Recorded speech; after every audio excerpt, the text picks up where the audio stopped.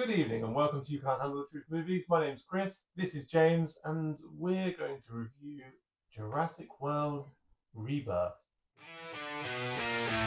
You can't handle the truth! 5 years post Jurassic World Dominion, an expedition braves isolated equatorial regions to extract DNA from 3 massive prehistoric creatures for a groundbreaking medical breakthrough. Starring Scarlett Johansson, Mahershala Ali, and Jonathan Bailey. So basically, it's another Jurassic Park film. It follows a very standard format, except for in the world today, dinosaurs aren't doing very well. Oxygen levels, climate, things like that. There's a little area around the equator where they're still surviving and doing okay, and they need to get their DNA so they can try and this heart medication. Yeah, so a massive pharmaceutical company. Oh, no one's allowed to go there; it's illegal.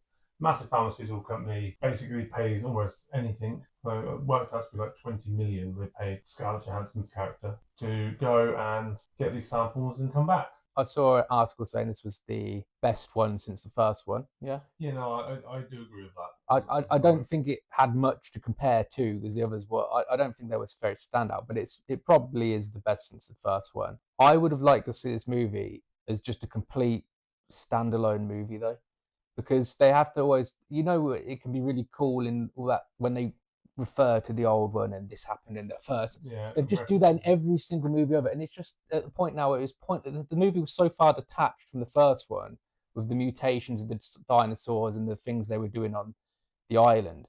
It was like, why even throw back? Just be its own movie. The characters are everyone's different. We don't need to say, oh yeah, Dr. Grant was in it. But I mean, other than that, it was. If this was the one came out after the first one, I think we would have had a better franchise than it is. Yeah, this was definitely going back on track. It's going back on track. Where I think they missed and could have done better, they did try is at the beginning when there's that new weird dinosaur, and we'll talk about that in a minute. But one of the key things that they used to do in films really well, especially in the first Jurassic Park films, they build a layer of suspense where they know just the right amount to tease something, like the puddle with the blah, blah, blah, blah. Yeah. None of that happens anymore at all. They don't know how to tease suspense in any way. It's just like, oh, there's a dinosaur. Is there? Yeah, and there's a dinosaur. It didn't build up properly for me. Yeah, but that being said, the dinosaur was a weird ass. Like, I'm pretty sure it came out of a xenomorph. So this is the thing that made me appreciate some of the other parts of the movie so much more, because like the size of some of the dinosaurs and all of that, and the detail in them was amazing. And I was like, yeah, this is brilliant. I'm really enjoying this. The jungle, everything looked really, really amazing. And then you get the mutated dinosaurs that just look ridiculous. That last one at the end, who designed that? The big boy. Yeah. They literally just took Alien and Dinosaur and went yeah. His round dome head, just so stupid. But he had his little hands and his big hands. And he had hands. He didn't have claws, he had hands. That's why he was a happier dinosaur. And the flying dinosaurs that were mutations as well, they looked stupid. The T-Rex, though, I thought looked really good. He was the most casual T-Rex. He was so chilled. He was just having a kip. This girl was dragging this, and the T-Rex like, I think I'm just gonna go for a stroll, have a little thing blowing up. T-Rex like, oh, what's going on now? And he's like, what's going on with this T-Rex? Just this T-Rex should have literally had a little hat on with a daisy on it. And then it was like, well, the first film to this film, like, what's going on with this T-Rex? But I know, I think that was more realistic. I thought the T-Rex was going to send him a friend request on Facebook, and then he eventually chases him. He's like, "Oh no, there's some. I don't know, the T-Rex." No. So right, imagine being woken up from sleep. You wake up and you're tired and you're a bit like disorientated, and like, let's be honest, you've only seen these stupid dinosaurs around. You've had dinner already because there's that half-eaten dinosaur carcass, so he's not hungry. And like it was like they don't just hunt for the sake of hunting. No, but like since the first one, all they've done in every single movie since the first one is made out that the T-Rex is now not the biggest thing. There's this thing, there's this thing, there's this thing. You know what? In each film, the thing has died, and the T-Rex remains consistent throughout all the movies. They've stopped the T-Rex from being scary at all, and they didn't need to do that. They could have just kept it more traditionalist dinosaur. The T-Rex is a big enough dinosaur to make you crap yourself. It doesn't need to have a social life and an Instagram account and be getting on with everybody. I also liked when it decided it was going to eat them. When the little girl was trapped under the dinghy, and the bit when he grabs it and like throws it around, I was like, yeah, I like that. And obviously she escaped because they're never going to kill a kid.